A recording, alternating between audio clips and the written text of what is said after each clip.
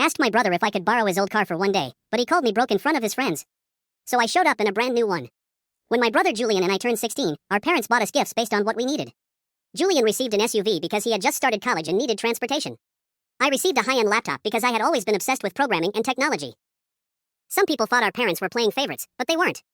They simply supported our interests. That laptop changed my life. For the next 5 years, I spent thousands of hours designing a software system that could scan any product, automatically identify it, calculate inventory, and store every piece of data with incredible accuracy. It wasn't glamorous work. Most nights I was awake until sunrise, fixing bugs and improving the system one feature at a time. Eventually, word spread. One afternoon I received an email from the Melton Group, a company that owned hundreds of hypermarkets across the country. They wanted to buy my software. I could hardly believe it. I decided not to tell anyone until everything was finalized. The meeting was scheduled for the next morning. When the time came, I planned to book a taxi, but the nearest one wouldn't arrive for almost 30 minutes. Panic started setting in. Julian was relaxing on the couch with several of his friends, laughing loudly. "Hey," I asked, "can I borrow your car for just one day? I have an important meeting." He barely looked at me.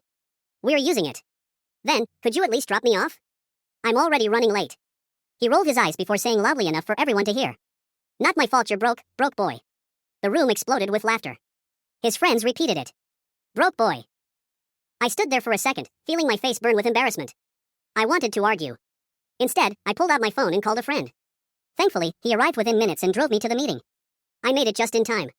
The presentation went perfectly. By the end of the meeting, we had signed the contract. The Melton Group bought my software. For an 8-figure amount.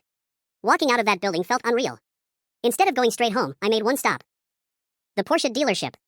I paid for a brand new Porsche, completed all the paperwork, and drove it out the same afternoon. When I pulled into my neighborhood, the engine alone drew everyone's attention. Neighbors stepped outside. Kids pointed. Julian and his friends rushed out of the house. "Dude," one of them shouted. "That's insane. Give us a ride." They were all smiling and waving. Then I slowly turned the car toward them.